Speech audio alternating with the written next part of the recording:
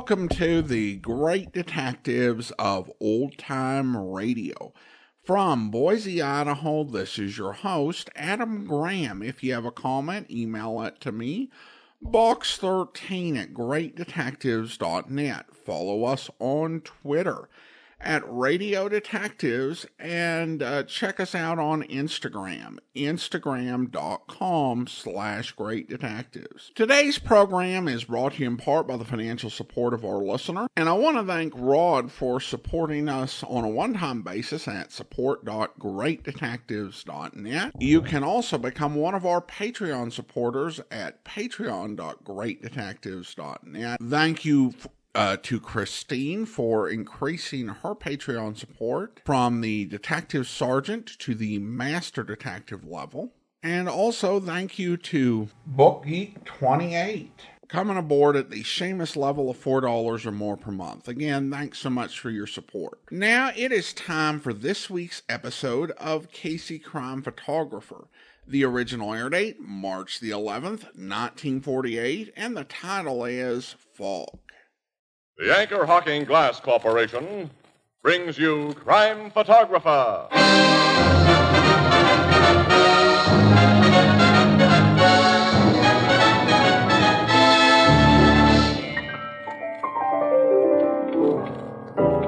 Ethelbert, how did you ever get that name? I don't know. There was some argument just before my christening. So they picked Ethelbert right out of a hat, huh? No, my aunt was reading some novel. She found that name in it. Well, it's a good enough name. Well, they might have given you a more famous name. Did I hear somebody start it? Start what?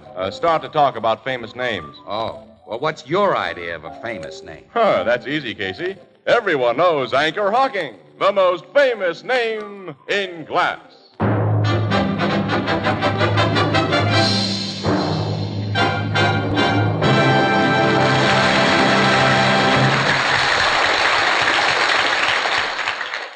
Good evening, ladies and gentlemen. This is Tony Marvin. Every week at this time, the Anchor Hocking Glass Corporation of Lancaster, Ohio, and its more than 10,000 employees bring you another adventure of Casey, crime photographer, ace cameraman who covers the crime news of a great city. Our adventure for tonight, Fog.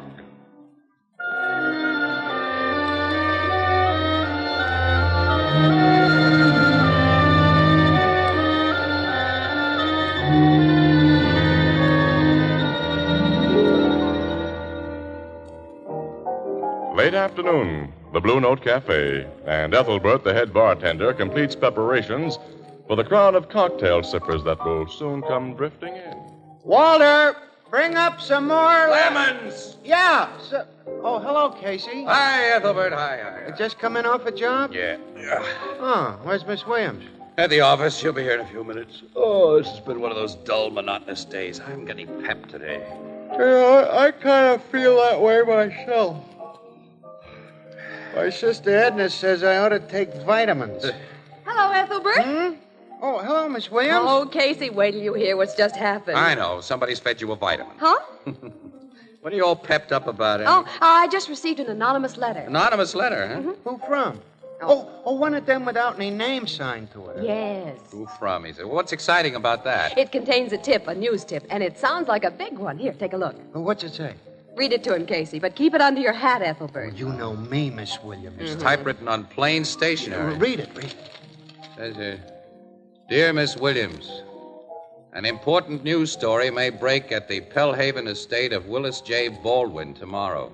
As your society editor will know, a ball is to be held there late in the evening at which Mrs. Baldwin will wear her famous diamond necklace. If you want an exclusive front-page story, arrive around 6 p.m., and say nothing to the police, the Baldwins, or anybody about this letter. We ain't nobody. Which the writer, who must be anonymous, urges you to destroy. Well, isn't that something? It's something, all right, but what? Casey, it's a tip that somebody's going to try to steal those diamonds. That's the way it sounds to me. To show this to City Desk, Annie? Yeah, right after I read it. Burke's assigned us to follow it up. Well, we covered together, huh? I've read about Mrs. Baldwin's diamond necklace, Casey. It's said to be worth over $1 million. Yeah. Casey, who do you suppose sent this letter? Well, how should I know? What I'm wondering about, Annie, is why was it sent to you? This kind of a tip is seldom sent to a gal reporter. I never had one just like it before. We're to be at the Baldwin's 50-room suburban cottage at 6 tomorrow night. How are we going to crash into their place at dinner time? Look, I'll tell you what. I'll phone Mrs. Baldwin and give her a yarn of some kind. Oh, you know her? Well, I've taken pictures of her, news pictures. Have you ever met the Baldwins or anybody who's intimate with them, Annie? Oh, I've interviewed the Count de la Fere. Who's the Count de la Fere? One of those ornamental slickers with a foreign title. Who gets around the high cost of living by being a perpetual house guest of the oh-so-rich and idle. I think he's staying with the Baldwins now. Yeah, well, Willis J. Baldwin's supposed to be a tough, shrewd guy. He's not the type who puts up with lounge lizards. Well, Count Raymond de la Fere may be Mrs. Baldwin's special friend. Yeah. Well, look, I'll go over to the phone booth and put in a call for Mrs. Baldwin, Annie. See if I can make us a date.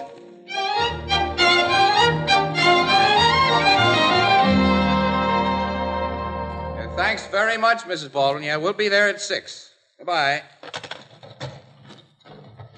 What? Did you get her, Casey? Yeah, everything's all set for 6. Oh, swell. What excuse did you give her? Well, I said we wanted to come early so I could take shots of the final preparations for the ball.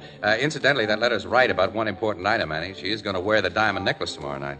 You asked Well, her? just offhandedly. I said I'd like to take some special pictures if she wore it, and she said she meant to. If the letter's right about that, it's probably right about everything else. We'll see, pal. Annie, I still can't figure out, though, why that letter was sent to you.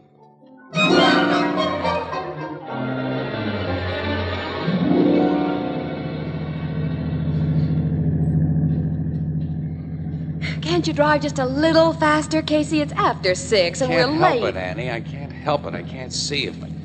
I try to do any speeding through this fog, we might wind up in a hospital. Must be close to the water. Hear that foghorn? Yeah. That's the one on McBurney's Point. Oh.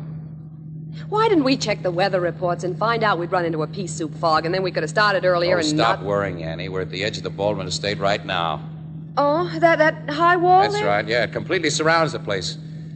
Some years ago, an attempt was made to kidnap Willis Baldwin, and a couple of guys are taking pot shots at him, so now he goes in for walls and armed guards. Who took shots at him? Oh, some guys he'd busted on the stock market. He plays rough down there, even under the SEC. Hey, Casey, there's an armored car coming out that gate. Yeah, that's right. I must have just delivered the diamonds. Do we go in that gate? Yep.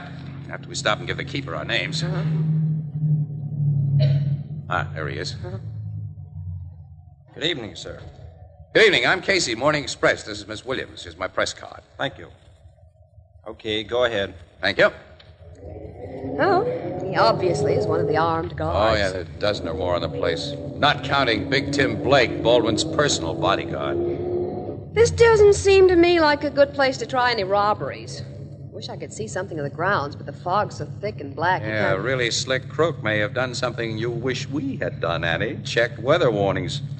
You mean a This crook... fog would be a great help in getting away. Oh, yeah. Now, here's the house. Well, it's a regular castle. Yeah. Oh, there's another guard. Good evening. Good evening, Miss Williams and Mr. Casey. Yes, sir. I just got word from the gateman. May I take care of your car, Yeah, sir? thanks. Come on, Annie. The butler will announce you. He's coming now. Yeah, I see. Hey, Casey, I know that butler. Yeah? Yeah, I'm sure I do, but I can't remember where I've seen... Here he is. You're the people from the Morning Express. Yeah. Follow me, please. His voice is familiar, too, Casey, and he gave me a funny look. Did you notice? Fleming? Is that Mr. Casey? Yes, Mrs. Baldwin. Well, I'm very glad to see you. Mighty nice of you to let us barge in on you this early, Mrs. Baldwin. Not at all. This, of course, is Miss Williams, the reporter you said you'd bring with you. Yes. How do you do, Mrs. Baldwin? Nice to know you, my dear. Come into the library. We have something there that will interest both of you. Close the door, Fleming, and keep out that awful fog. Yes, Mrs. Baldwin. He's a new butler. Not very experienced. I have to remind him of everything. Well, I've seen him somewhere. What are we to see in your library, Mrs. Baldwin? The necklace you want to photograph. It was brought here from the bank only a few minutes ago. My husband and a guest are standing guard over it. It is altogether magnificent, Mr. Baldwin. It should be. For what I paid for it, Count. Oh, Helen. Miss Williams, may I present my husband? How do you do, Miss Williams? Mr. Baldwin. And Le Comte de la Fere? I believe this little newspaper lady and I have met before. It's nice of you to remember me, Count de la Fere. And this is Mr. Casey. Oh, yeah, Casey. Privileged to know you, monsieur. Mr. Baldwin, Count. My wife tells me you want to take some pictures of her necklace, Casey. It's over there on the table. I was just showing it to De La Fere. In case you'd like to stick it in your pocket, Big Tim there won't let you. Oh, Willis. Oh, the man knows I'm only kidding, Helen? Sure, Mr. Baldwin. How are you, Tim? Hello, Casey. Oh, you two know each other? Oh, yeah. Since long before Tim went into the bodyguard business. Back in the days when I was a cop, boss. You give Casey an okay, Tim? He's okay. Oh, then we let him get real close to the necklace, huh? Guess you'll want a good look at it, too, Miss Williams. Women usually do. Simply... Oh, I've never seen anything so gorgeous, Mrs. Baldwin. It is nice, isn't it? Mr. Baldwin tells me, and this necklace is the greatest number of perfectly matched first water diamonds set in any single example of the jeweler's art, Miss Williams. Oh, And it is worth. The amount is staggering. Any man could live high, wide, and handsome for a lifetime on what this necklace is worth, De La Fere.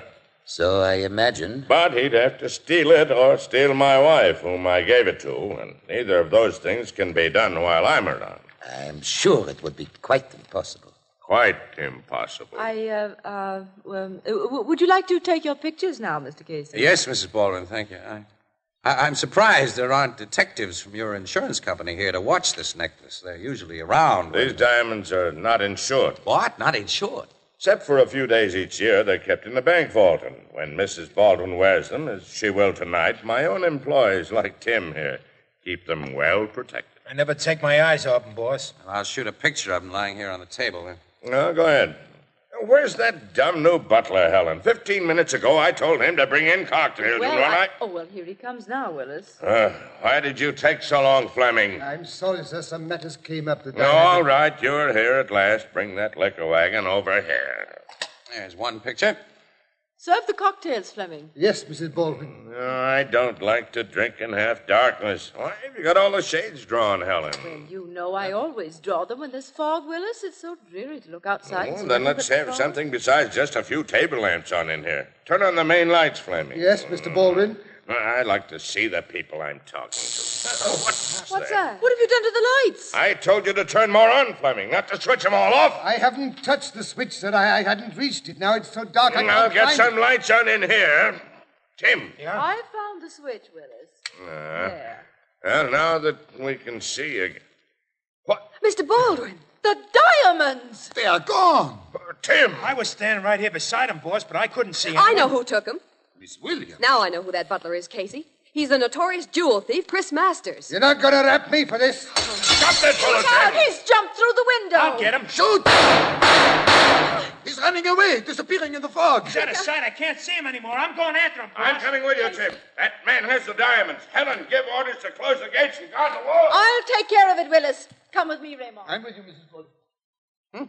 Well, everybody's gone and left us, eh? Well, come on, Casey. Let's get in on the chase. Oh, well, no hurry. No hurry. No. A man's out there with $1 million worth of stolen diamonds, and you The stay. guy you accused didn't get those diamonds. Well, I in. tell you, I recognized him as Chris Masters. He switched off those lights. Nobody and switched off any lights. Look at the cord on this table lamp here. Oh, it's been cut in two. Yeah. Interesting, isn't it? Now I know why you got that anonymous letter, Annie. What? The fog seems to be lifting a little. Oh, well, let's go outside and join the manhunt. Huh? Casey, will you tell me what you mean When we by... get outside, Annie, the fog. The fog that's lifting.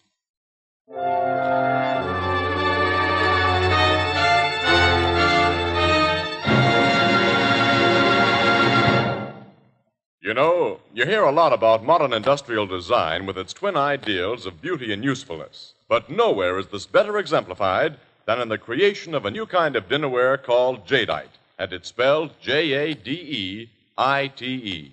Jadeite is really beautiful. It has the color of fine jade and the texture of rare porcelain. But jadeite is also unbelievably strong. It resists chipping and cracking and is so heat-proof you can safely put it in a hot oven. And with all these advantages, jadeite actually costs less than the most ordinary, uninspired dinnerware. For instance, a big jadeite platter costs only 25 cents in open stock, and a 35-piece dinner service for 6 people is priced at less than $5. Ask for jadeite, at your favorite chain store, department store, hardware store, or at other stores selling chinaware and glass. A set of jadeite makes an attractive gift, and it's an easy way to replenish your own supply of dinnerware. Jadeite is the newest triumph of anchor hocking. The most famous name in glass.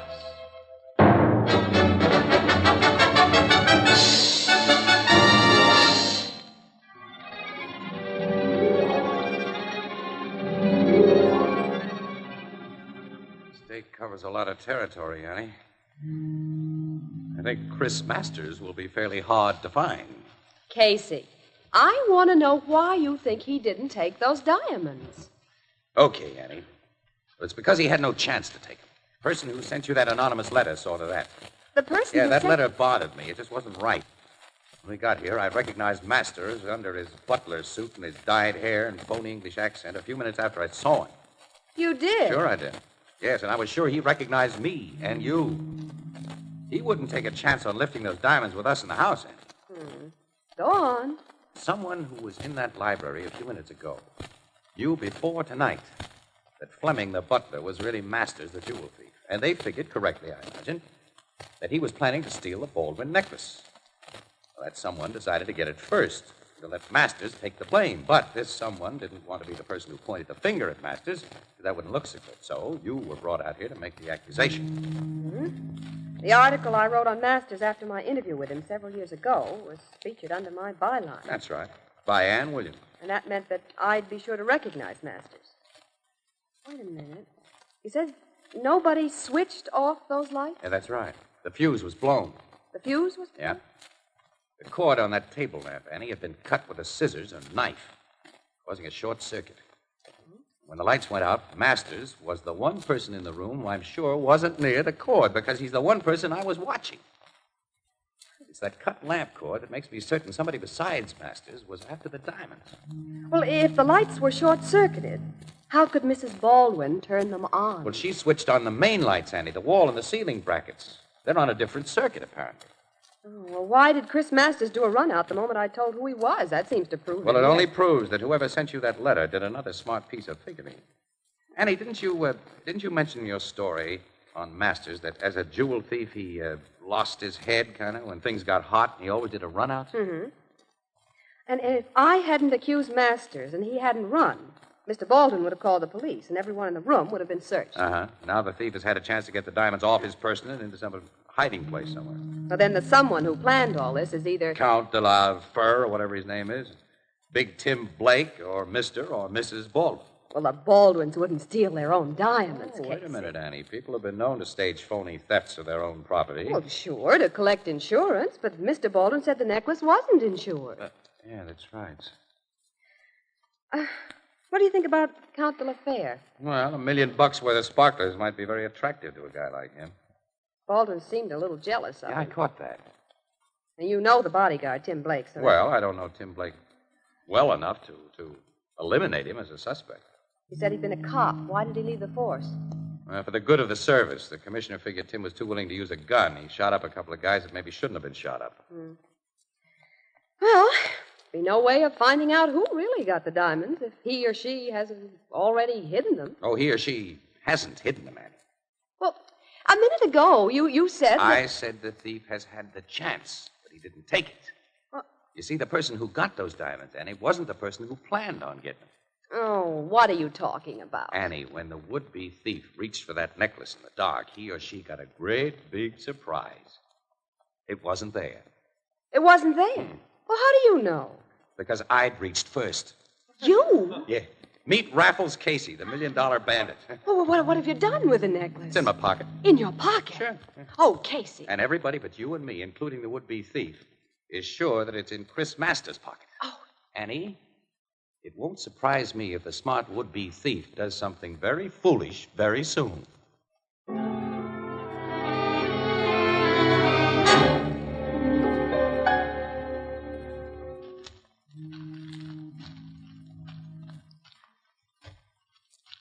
Fog is almost gone, Annie. See pretty well now. Yeah. Casey, all our suspects seem to be looking for Masters individually. During the past 15 minutes, we've seen the Count, Big Tim and Baldwin, each of them alone. We haven't seen Mrs. Baldwin. That means she's alone, too. Oh, Casey, you're taking an awful chance with those diamonds in your pocket. If they were found on you, no one would believe Yeah, that they'd you think the didn't. worst, all right, wouldn't they, huh? But, Annie, this is the first time I've ever had $1 million worth of anything in my pocket. That kind of makes me feel... No. It's funny. I don't feel any different than when I was honest and broke. Hey, Casey. Conscious. Yeah, over there. Come on, Annie. Okay. Boss, I think I got him. That's Big Tim's voice. Yeah, I did get him, boss. Come here. There he is, beside those trees right there. You got Masters, Tim? Yeah, the thief. Oh, it's you, Casey. Hey, boss, where's Mr. Baldwin? I'm coming, Tim. You guys stick to your post. Don't block over here. Masters is lying behind those evergreens. Now, let's have a look. Hey, you shot Masters, Tim? Yes, Mr. Baldwin. I heard a movement amongst those trees, and then I saw a moving figure. It kept on moving after I told it to stop, so I blazed away. Hey, you're shooting. What has happened? Tim here just shot our thief, Count. That butler, Fleming. Did you search this guy before you started shooting, Tim? What chance would I have to search him, Casey? I Well, just someone told him. has searched him. Take a look at your ex-butler, Mr. Baldwin. Yeah, I see. His clothes are all torn. Yeah, all his pockets that aren't torn inside out are ripped open. Well, I didn't search him. You didn't shoot him either, Tim. I didn't shoot him. No. Can't find any bullet holes in him. I see none. This guy was strangled to death. Who did it? Maybe the moving figure you saw was the someone who did it, Tim.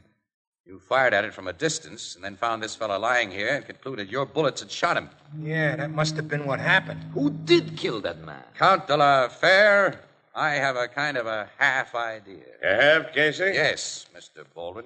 I have more than a half idea. I just found something near Master's body that... What'd you find, boss? Let us see. I found something that tells me the strangler was you, Count. Let me go. Count de la Fere? You're crazy, Mr. Baldwin. Help me, this man, and let me go. Oh, break it up, Baldwin. You got him down. Now break it up. All right. But don't let that fella get away, Tim. I won't, boss. Here's what I found beside Master's hand, Casey. This black coat button. Then I saw there was a button missing from De La Fere's dinner jacket. Look, this button I found matches the others on his coat. You lie. That button you pulled from my coat now when you take me. A jury won't see it that way when you're tried for Master's murder. This man is mad. Take it easy, Count. Take it easy. Why should De La Fere be tried for murder, Mr. Baldwin? Because he killed Masters. This dead guy was a fugitive suspected of stealing your wife's necklace. If Tim had shot him, as we thought at first, you wouldn't have called Tim a murderer. If I had choked that thief, I would be a fool to deny it, and I'm not a fool. But I was never near the man. You deny it because of the search you made of Master's clothes. You wanted the diamonds he stole. Search me, somebody. I have no diamonds. You've had time to hide him someplace. Take him to the police, Tim. Wait a minute, just a minute You're there. butting into this too much, I don't Casey. think so, Mr. Baldwin. On the evidence of that button, you're formally accusing Count de la Fere of killing this thief, Chris Masters, in order to hijack the stolen diamonds. Oh, now it's Chris Masters, huh? Huh? When Miss Williams recognized your phony butler tonight, she mentioned his real name only once and very rapidly. You knew who your butler really was before tonight. That's crazy. You can't prove that. Maybe I can. Tim was a good shot. When he fired at the moving figure, he didn't miss completely. He put a hole through your coat sleeve. Hole? Yeah, look. Here, right That's here. me. Go, Tim. And now, Casey? Hold everything, Tim. Take a look at this. Yeah, it looks like a bullet hole. It is a bullet hole. This man tried to accuse me of what he himself has done. You murdered Chris Masters to hijack property of your wife's that you'd meant to steal. I'll try to prove that. You just try. Let me go. Okay. Baldwin, you've attempted a theft tonight. You've killed a man. You've tried to frame the counts. When a guy like that can't be brought to book in one way, sometimes he can in another. Tim, as an ex-cop, wouldn't you say your boss was guilty if you found the stolen necklace on him? Yeah. It's your duty to see if he has it, Tim. All right, I'll hold him again. I haven't those diamonds, you fool. Take them. Go through his pockets, Tim. He's giving me quite a battle here. He's afraid to have you search him. This'll cost me my job, Casey. It's your duty. Okay, I'll do it, but... Casey. The diamond necklace. There you are. You did find it on him, Tim. Oh, Casey. This is a frame-up. A frame-up. Tell that to the cops, Baldwin. You and the Count take care of him, Tim. Come on, Baldwin. I'm working for the law again. I will help you take good care of him, Tim, after what he tried to do to This is a frame-up. It's a frame-up. Well, Annie, let's go along. I'm going to get some pictures now. Casey, you slipped that necklace in his pocket while you were struggling with him. Yes, Annie. Just like he pulled a button off of De La Fere's coat.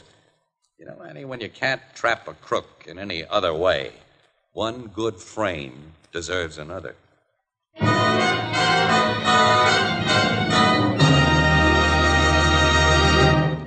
We'll join the crowd at the Blue Note in just a moment. Would you please give me your attention for 1 minute? I have a message of importance for the millions of people in the United States who are listening to this program. Listen closely, please. You can now buy your favorite brand of beer and ale in the new one-way, no-deposit bottle. Now, let me repeat that. You can now buy your favorite brand of beer and ale in a new kind of glass bottle that requires no deposit and that never has to be returned to the store. This new bottle is light in weight and very compact. It's easy to carry home and takes up less room in your refrigerator. You pay no deposit on the new Anchor glass bottle, and you do not have to return it. Remember, it's glass, clean and sanitary glass. For more than 100 years, Americans have preferred beer and ale in glass bottles. So I suggest that when you buy beer or ale, you demand it in the new Anchor glass one-way, no-deposit bottles. Product of Anchor Hocking. The most famous name in glass.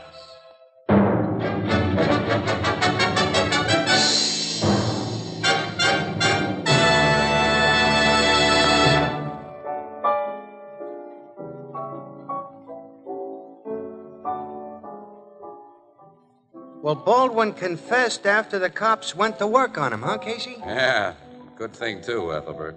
Actually, I couldn't have stuck to my frame up in court. Mm-mm. Baldwin needed money to pull himself out of a deep hole he got into in the stock market. That big estate, in fact, everything he had was mortgaged to the rafters. Only his wife's necklace was free and clear.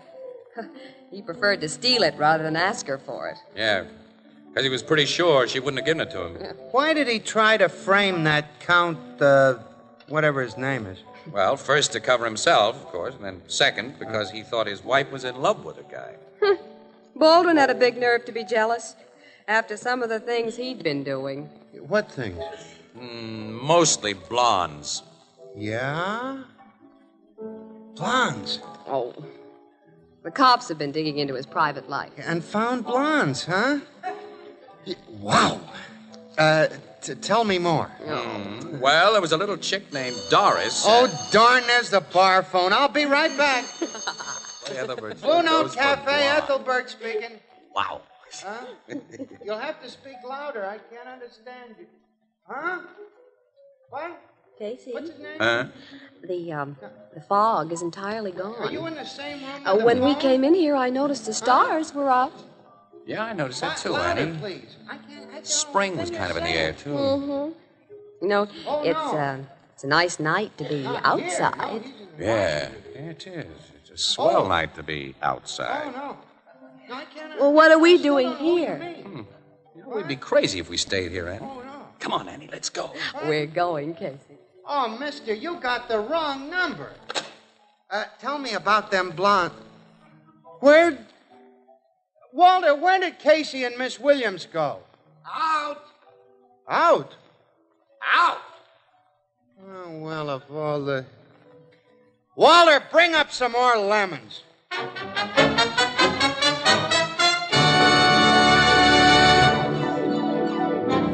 Crime Photographer, starring Stotts Cotsworth as Casey, is written by Alonzo Dean Cole. It is brought to you each Thursday by the Anchor Hocking Glass Corporation, makers of Fire King Oven Glass.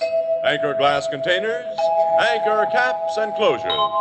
All products of Anchor Hocking, the most famous name in glass.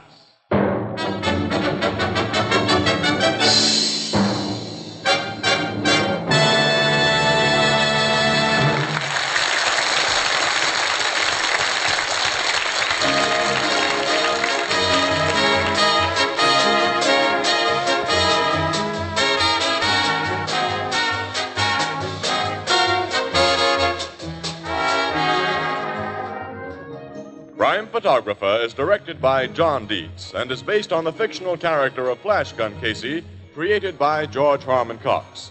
Original music is by Archie Blyer, and the program features Miss Jan Miner as Anne and John Gibson as Ethelbert. Herman Chittison is the Blue Note pianist. The Girl Scouts are celebrating their 36th birthday this week, Your time and interest is the best birthday present they could get. If you can spare just a few hours a week, offer your services by calling your local Girl Scout office.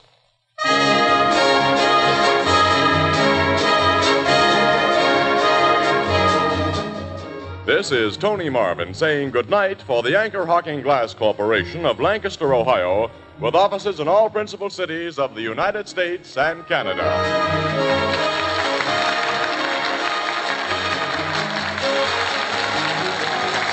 This is CBS, the Columbia Broadcasting System. Welcome back. Well, it's good to know that Casey would not go as far as perjuring himself in order to follow through on framing a crook. A really interesting story. I love the setting. And of course, we got another final part where Casey and Ann go off together. Over at BlueNoteBulletin.blogspot.com, Dr. Joe Webb speculates that Alonzo Dean Cole may have thought that the series was coming to an end with the end of the Anchor Hocking sponsorship, and decided to try to give hints of perhaps a happy ending in the last few Anchor Hocking scripts. Speaking of that, Ian posted a comment on Facebook and writes, "It was really interesting to listen to this episode of Casey, this refers to Holiday, and hear the difference change of sponsor made. This is one of the few radio shows where I will actually miss the sponsor introductions, which were amusingly done.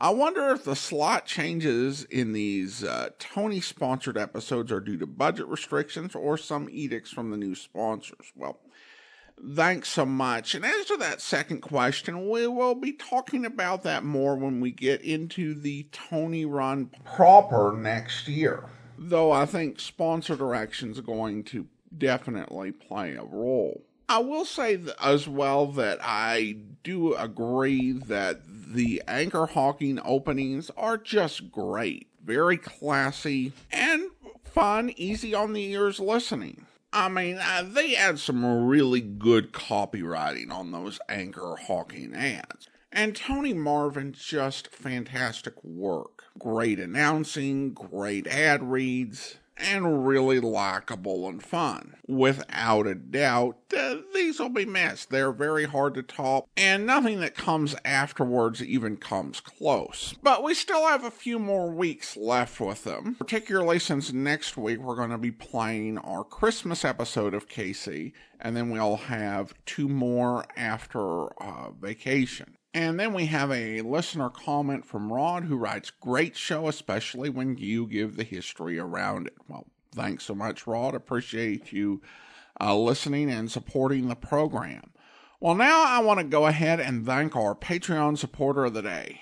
Thank you to Robert, Patreon supporter since August 2020, currently supporting the program at the Seamus level of $4 or more per month. Thanks so much for your support, Robert. And that will do it for today. If you are enjoying this podcast, please be sure to rate and review it wherever you download your podcast from.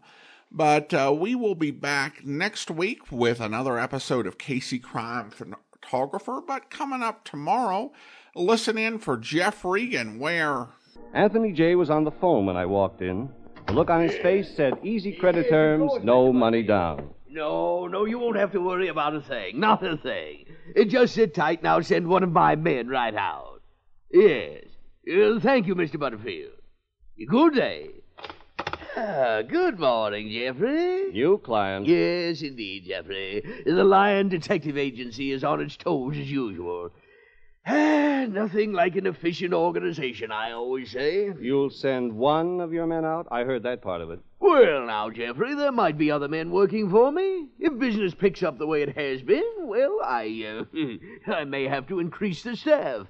Add a secretary, maybe? Jeffrey, what a delightful idea.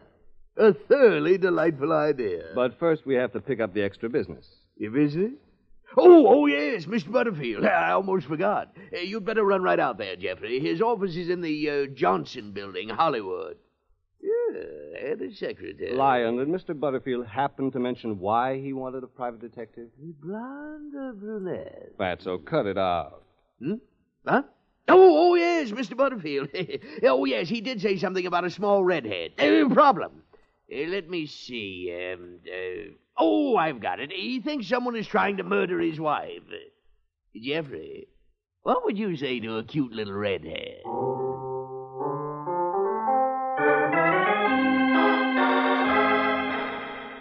I hope you'll be with us then. In the meantime, do send your comments to box13@greatdetectives.net. Follow us on Twitter at Radio Detectives and check us out on Instagram, instagram.com/greatdetectives. From Boise, Idaho, this is your host, Adam Graham, signing off.